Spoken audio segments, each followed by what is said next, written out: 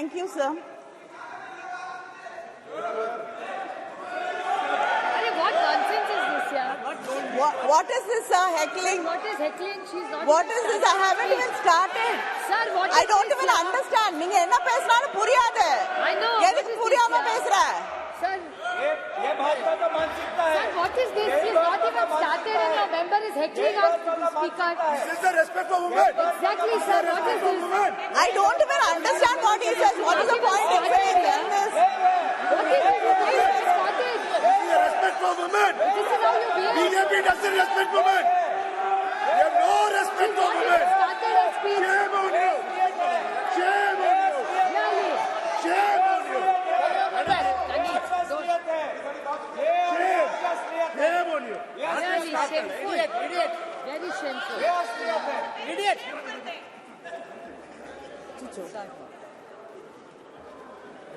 Sir, I stand here and I'm happy to be speaking about the Women's Reservation Bill, and it is one of the very few bills I think most of us would agree on. And we thought this bill will be passed with all of us supporting each other and standing together. But unfortunately, the BJP has taken this also as an opportunity for politicking, and it is very unfortunate.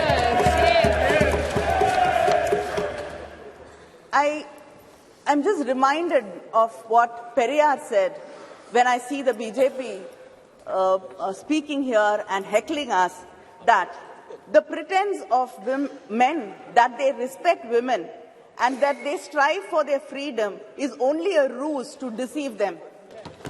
You did now. You did. Just you did. That is your first example. I'd like to quote the former Chilean president, Michelle Bachelet. A better democracy is a democracy where women do not only have the right to vote and to elect, but to be elected. In 1990, after the Montego-Chelmsford reforms were passed, we got the rights to vote, especially in the Madras presidency and the Bombay presidency.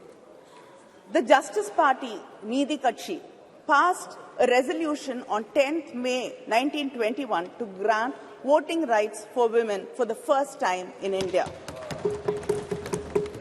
In 1927, Tamil Nadu elected its first women legislator in the country, Dr. Muthalakshmi Reddy, who was instrumental in abolishing the Devadasi system. But, sir, nearly 100 years after that, we still have not passed the bill. In 1929, Periyar, in the Self-Respect Conference in Chengalpet, passed a resolution insisting on reservations for women in education, employment, and politics. The Women's Reservation Bill was first brought with the support of the DMK during the United Front government in 1996, September. And then Thiru Devegowda, who was the Prime Minister, brought this bill, and the Law Minister Ramnath Kalab was the one who presented the bill in this House. Then again, our respected former Prime Minister Vajpayee ji again brought this bill, but it was the UPA government in 2010 which passed it in the Rajya Sabha. Yes. And I got an opportunity to speak on the bill in the Rajya Sabha, and that was 13 years ago. And I've got an opportunity to speak on this bill again here. Yes. And we're still speaking about this bill and debating it for the past 13 years. Only House is dead. Only House is dead. House is dead. The Women's Reservation Bill is a poll promise of the BJP. Yet, many leaders had to urge them to bring this bill and to pass it. Our leader, Kalaignar, had written to the Prime Minister in 2014 to pass this bill.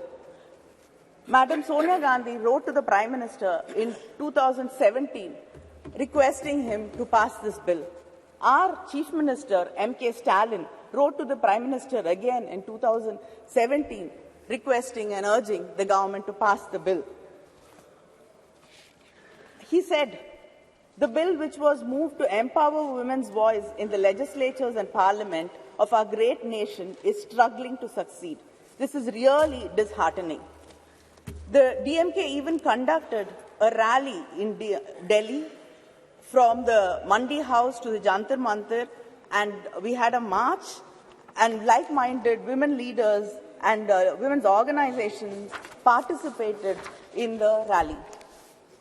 I myself have raised this issue of bringing the reservation bill many times in Parliament, and to many of my starred and unstarred questions, the government's reply was very consistent. They said that they have to involve all stakeholders, political parties, and then build a consensus before bringing the bill. I'd like to know what consensus was built, what discussions were held. This bill was brought shrouded in secrecy.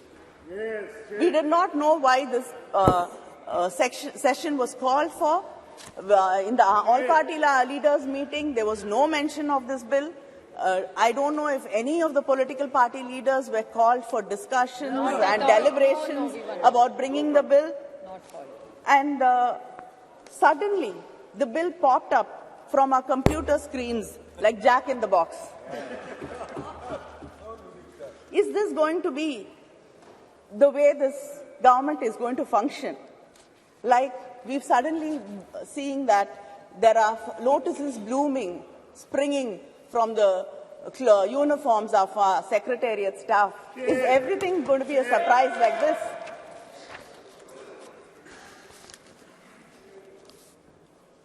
In spite of all this, when the Prime Minister mentioned the Women's Reservation Bill, and when our own Megwalji introduced the bill, our minds were so full of happiness, and the lines of Mahakavi Bharati rang in my heart. பட்டங்கள் ஆழ்வதும் சட்டங்கள் செய்வதும் பாரினில் பெண்கள் நடத்த வந்தோம் எட்டும் அறிவினில் ஆணுக்கு இங்கே பெண் இளைப்பிள்ளை தான் என்று கும்மியடி, which if I translate says that we have come to make laws and to rule. Now we are equals and let us cherish it. But then, like the crows and crows of my sisters who are waiting for this bill to be passed, my heart also sank when you said we had to wait for it and we don't know when actually the bill is going to be implemented. In 2010, when the bill was brought by the UPA government, there was no conditions. The bill was to take effect immediately after the passage of the bill. But the bill which was presented yesterday clearly says the reservation in Clause 5, it states the reservation of seats for women in the House of the People, the Legislative Assembly of the State and the Legislative Assembly of the National Capital Territory of Delhi shall come into effect after an exercise of delimitation is undertaken for this purpose, after the relevant figures for the first census taken after the commencement of the Constitution. Our leader, Muthuvel Karunanidhi Stalin, in his statement today has said that India is the only country which has not conducted the decadal census. And if delimitation is going to be based on population census, it will deprive and reduce the representation of the South Indian states. It will become like a sword hanging on our heads. Yes. He has said that we support the bill. But he asked this question, why should the implementation be connected to the delimitation? Yes, why? And it is, he says it is a strange drama staged by the BJP, keeping in mind the 2029 elections, 2024 elections. And we cannot ignore the representation for women from the backward classes either. He has emphasized that the doubts and the fear in the minds of the people of Tamil Nadu and the South Indian states about our representation being reduced should be clarified, and there is a fear in the minds of the people that our voices will be undermined. There should be a clear clarification about this, because we do not want our representation to be reduced in any way. And just because you cannot give a reply saying we will not be underrepresented because the numbers will be the same and other states will get more representation. As it is, this has to continue so that we get equal say in what is being discussed. Sir, the 17th Lok Sabha has passed 40 bills on an average every year, and without hardly having opinions of women and without even hearing our voices in this House or the Rajya Sabha. And India ranks 141 out of 193 countries, falling in women's representation, falling behind our neighbors like Pakistan, Bangladesh and Nepal. How long should we wait to see this bill being implemented? It can easily be implemented in the coming elections, the parliamentary elections. This bill, you should understand, is not a reservation, but an act of removing bias and injustice. And if you do not remove the clause which says after delimitation, then there is no point, because we do not know when this inordinate delay can go on. You can do the census, the delimitation after 10 years, 20 years, 30 years. The wait will continue going on. 2021 is not done. And and of course, some of our leaders are very worried that if a woman becomes like a man, like if a man becomes like a woman, he gets the qualities of a woman, then he becomes God. But when a woman becomes strong, brave, then it is not something which is acceptable and she becomes a devil. You believe in God, you believe in Hinduism, and I'd like to ask, what is Kali? Isn't she brave? Yes. Isn't she strong? Yes. So who are you insulting? This is why cannot women be strong? Why cannot women be brave? There are stories of, haven't women participated in the independence struggle? Haven't women fought wars? Haven't you seen leaders, strong leaders like Mrs. Indira Gandhi in this country? It is this kind of words which actually put fear in our hearts. And yes, Jayalalitha was a strong leader. I accept. I have no hesitation in accepting that she's a very, very strong leader. Well done, Kani. Well done. Well done. Exactly. Well done, Kani. And Mayawati ji, Madam Sonia Gandhi. Yes.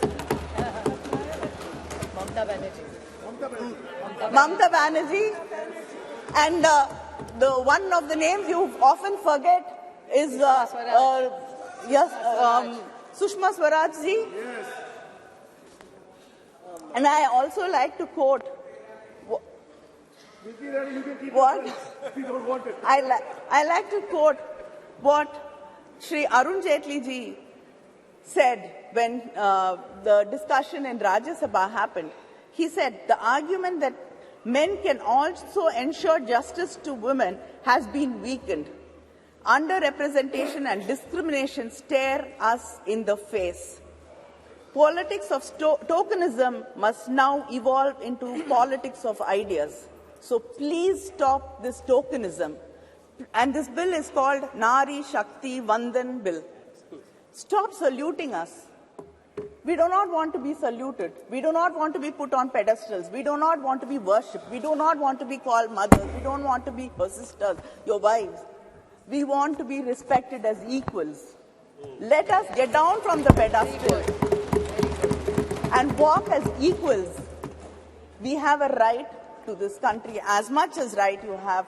This country belongs to us. This parliament belongs to us. And we have a right to be here. Thank you.